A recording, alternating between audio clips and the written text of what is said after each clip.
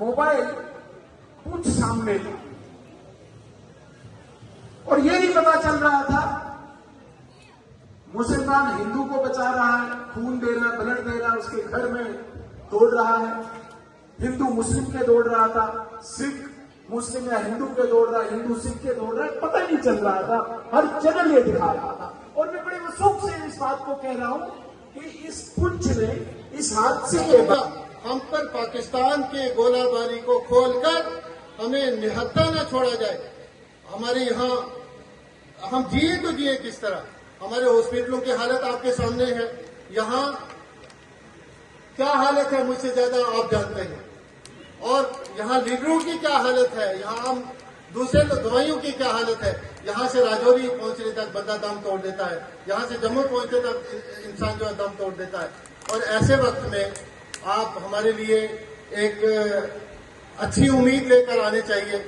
और मैं कहूंगा कि मेरा भाई जो अपने ही घर में पाकिस्तानी गोलाबारी से शहीद हुआ, मैं यूं कहूंगा पहलगाम के उन शहीदों को सलाम, हम सलाम भेजते हैं। और उस बेटी को मैं क्या कहूंगा जो 15 दिनों के अंदर विधवा हो गई, वो जिंदगी कैसे गुजारेगी। लेकिन मैं आपसे, नरेंद्र भाई मोदी से, आपकी वसादत से ये कहूंगा कि नरेंद्र भाई मोदी, जैसे आपने उन पहलगाम के लोगों को, उन निहत्थे लोगों को उनकी रक्षा के लिए, उनके साधन के लिए, उनके जीने के लिए तरीकाकार निकाला है, उसी तरह वही गोली तो हमें भी लगी पाकिस्तान से, जो पहलगाम के लोगों को लगी है। हमें भी बॉर्डर के लोगों के लिए वैसा ही कानून बनाया जाए, जैसा कि वो दुश्मन की गोली से वो मरे हैं, वैसा ही हमारे लिए भी जो है वो साझा किया जाए। मैं इस मौका पर ये गुजारिश करूंगा कि पूरी सिटी की सिटी और खासकर पूरे ये इलाके के इलाके जो है वो अनसेफ हो चुके हैं। इसकी मुकम्मल हिफाजत के लिए आप जैसे भी आप बेकर के जरिए से हिफाजत करें। आप अपने इस डेलीगेशन की गर्जुगाई आपके सामने रखना चाहूंगा। मैं अपनी जिंदगी में जितनी मेरी उम्र है, मैंने उस उम्र में पहली बार जम्मू कश्मीर की तारीख में ये पुंछ का जो हादसा और इस हादसे के बाद सारे लोग किसी भी मजहब से ताल्लुक रख रहे हो, इकट्ठे होके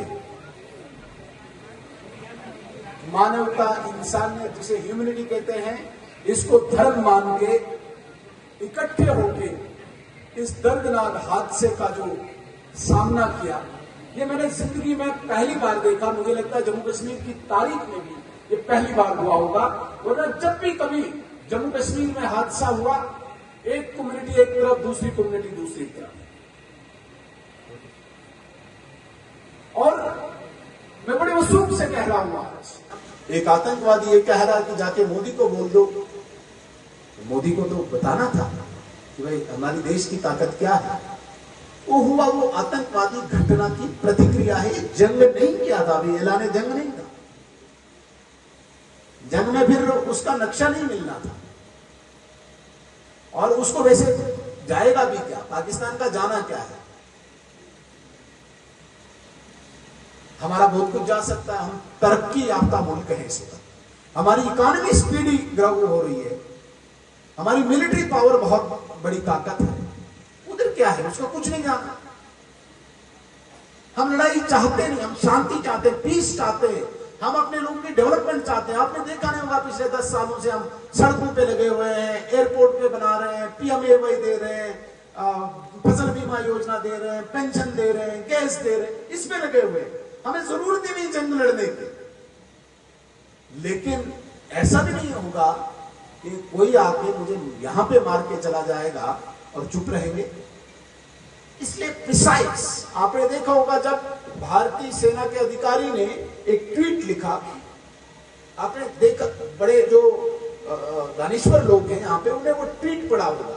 उन्होंने लिखा, नॉन मिलिट्री, नॉन सिविलियन, कोई मिलिट्री का एस्टेब्लिशमेंट नहीं, कोई सिविलियन एस्टेब्लिशमेंट नहीं, निशाना बनाया। हमने सिर्फ आतंकवादी निशाना बनाया, ठिकाना, कुछ प्रतिक्रिया था। तो मेरे कहने का ये तात्पर्य है, ये जंग नहीं है, इस प्रकार का पहला हादसा था, इस प्रकार का पहला वाकया था जब एक रिएक्शन टेररिस्ट एक्टिविटीज को दी। इसलिए इस हादसे में जो लोग शिकार हुए हैं, मैं मकानात की बात कर रहा था, उनके लिए इस टीम का